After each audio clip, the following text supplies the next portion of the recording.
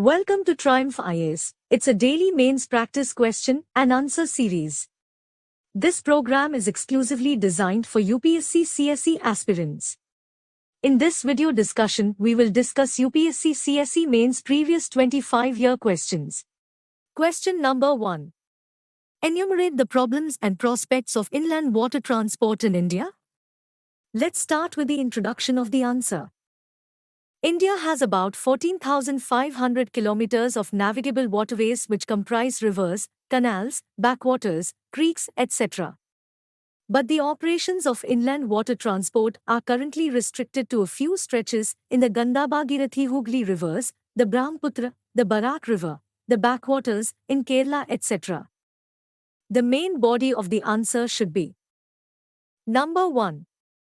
The share of inland water transport in India is only about 3.5% when compared to Western countries where it is around 40%. Inland water transport is generally more cost-efficient and environmental friendly when compared to road, rail or air transport. Therefore, the inland water transport has huge untapped potential in India. Number 3. However, many issues need to be addressed in order to develop the sector on commercial level. Diversion of river water for irrigation through canals reduces the navigation capacity of the rivers. Number 4. The width of the major rivers is not uniform and many rivers faces reduced supply of water in the summer months which discourages consistent movement of cargo and passenger vessels throughout the year. Accidental spillage of oil tankers and chemicals can pollute the river water which source of drinking water and irrigation for a large population. It could also disrupt the health of aquatic ecosystem. Number 5. Dynamic flow, artificial flooding, changing river courses, and interlinking of rivers poses many environmental and ecological threats. For overall development of IWT sector in the country, it is necessary that national waterways as well as other waterways are developed side by side. Full-scale development of inland waterways and high-technology vessels need huge private investments. Number 6.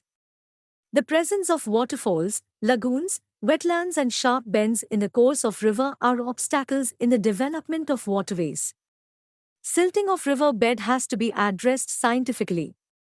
The conclusion of the answer is, however, despite of all the odds, the current government is determined to develop the inland water transport across all the major rivers. Under Jal Marg Vikash project, government is taking the assistance of World Bank to develop the national waterway. Question number 2. The question of India's energy security constitutes the most important part of India's economic progress. Analyze India's energy policy cooperation with West Asian countries. Let's start with the introduction of the answer. India is one of the largest consumers of oil and natural gas in the world. In the backdrop of limited oil and gas reserves, the West Asia becomes critical for India's energy demands. The Arab Gulf, along with the larger West Asian region, is India's major provider of crude oil. Moving on to the main body of the answer. Number 1. The fuel demands of India are growing fast in proportion to its rapid economic development. Due to this fact, India has seen the West Asia as a commercial partner mainly driven by flows of energy. Number 2. The current government has adopted a well-timed and realistic look West policy to ensure India's energy security. India is attaining a unique position in the world by having robust and growing relations with all major nearby regional powers: Iran, Saudi Arabia, UAE, Iraq, Egypt and Israel. Number 3. Energy security is a key ingredient of India's interest in West Asia. However, the major changes in global, regional and even internal West Asian politics, especially the Israel factor, demand for a new interpretation of the strategic importance of West Asia to India. Number 4. Saudi Arabia, Iran and West Asian countries have realized that with the discovery of huge energy reserves in the US, Europe, West Africa and Latin America, their future markets will primarily be major Asian economies like China, Japan, India and South Korea. Number 5. Therefore, in the near future, India will be having bargaining powers with the traditional oil-exporting countries. Number 6. India on one hand is trying to foster healthy relations with the West Asia, on the other hand it is trying to diminish its overdependence on the region mainly due to the political uncertainty in the region, especially in countries like Iraq. The conclusion of the answer is India is making successful attempts to diversify its energy imports. The significant presence of Indian companies like ONGC in the African countries is testimony to this fact. Question number 3. How can the Digital India program help farmers to improve farm productivity and income? What steps has the government taken in this regards? Let's start with the introduction of the answer. Government's Digital India project launched on 1 July 2015 envisions empowering citizens with e-access to government services and livelihood-related services, among others. The main body of the answer is Number 1. The project has 3 core components, with digital infrastructure, digital services, and digital literacy. Mobile phone is the preferred delivery medium with focus on M-governance and M-services. Number 2. The M-agriculture and Magram Bazar, out of the 7 components covered under M-services, directly impact agricultural extension and marketing services. Number 3. Digital agriculture can be defined as ICT and data ecosystems to support the development and delivery of timely, targeted, localized information and services to make farming profitable and sustainable, socially, economically, and environmentally, while delivering safe, nutritious, and affordable food for all. Number 4.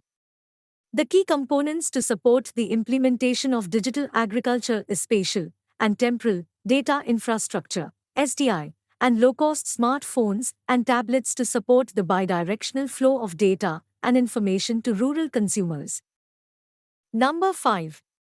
SDI has been the key driver to support modern farming in the US, Australia and Europe as well as emerging economies of China and Brazil.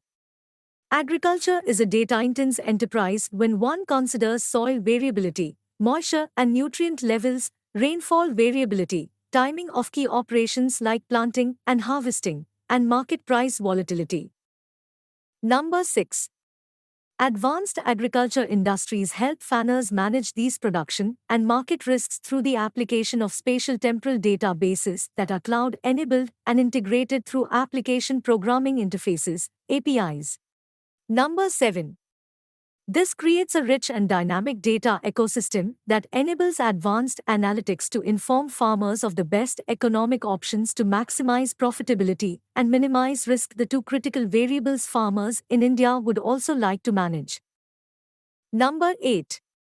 Smartphones are the other key intervention as they are equipped with GPS to track where photos of field infestations or hail damage have taken place for technical support or insurance claims. Number 9. Mobile phones also enable farmers to integrate into structured markets based on approved grades and standards that can be verified using calibrated photos and settlements made through mobile money. Number 10. Digital technology will be key to increasing agriculture productivity by delivering tailored recommendations to farmers based on crop, planting date, variety zone, real-time localized observed weather and projected market prices. Number 11. Remote sensing is another big data resource to support the development of derived weather products, radar, improved hydrology and watershed management, soil health, crop coverage and crop health estimates among other applications. Number 12. This is now complemented by unmanned aerial vehicles, UAVs, that can capture multispectral images to assess crop health, damage, and yield far more accurately than satellites. Number 13. The greatest impact digital agriculture will have is on democratization of market pricing and compressing transaction costs so that farmers capture a higher portion of the producer's marketable value.